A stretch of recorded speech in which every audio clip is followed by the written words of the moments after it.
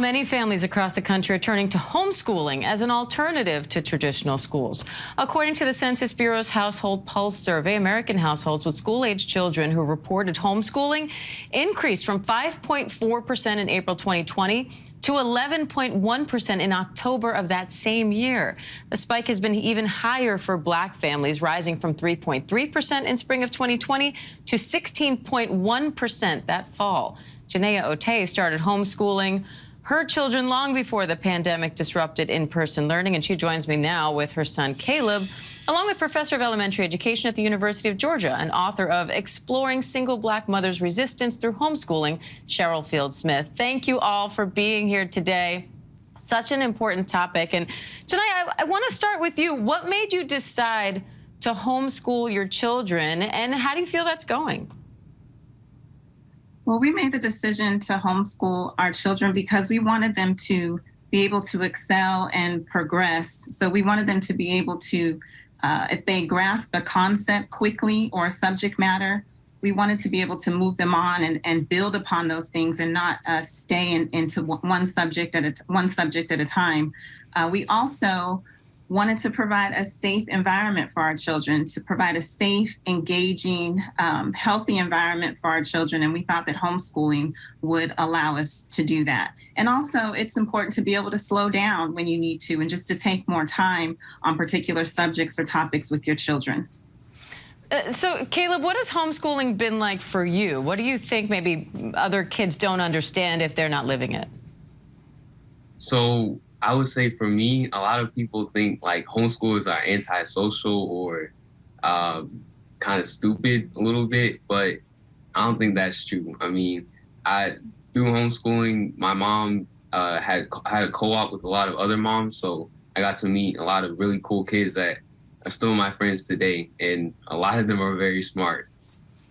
Now, Cheryl, homeschooling has grown across all groups in the wake of the pandemic, but especially among Black families. Now, one of the fastest growing demographics in homeschooling. As someone who spent years studying Black families who homeschool their children, what do you make of that rise?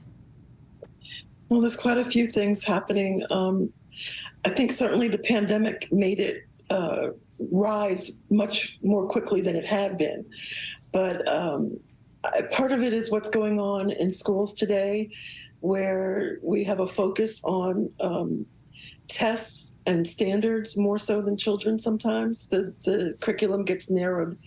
And teachers, you just had the piece on the constraints that are on teachers. In some districts today, I think people would be surprised to know that teachers are told what to teach, when to teach, and how to teach it.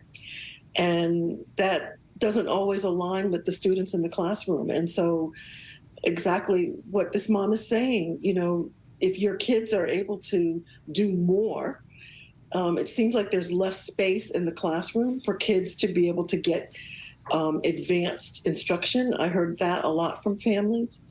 There's also very oppressive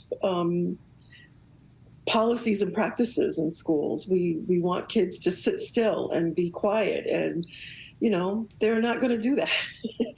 And so discipline disproportionality has been a huge issue that just seems to continue to grow, particularly in the southern states, where we have children of color, Black children, brown children are disciplined at a much higher rate than their other counterparts, even though they're doing the same things. And so those are the kinds of things, you know, if you have your child labeled a troublemaker, you know, to be able to escape that kind of destructive labeling of our children, that's what homeschooling provides. And I know that Caleb is just 16, and as I see here, just started at Faulkner University. So, Janaea, it sounds like you're doing great. Caleb, it sounds like you're doing great. So thank you all so much for coming on today and sharing your story with us. And of course, Cheryl, thanks for your analysis. Thank you. Thank you.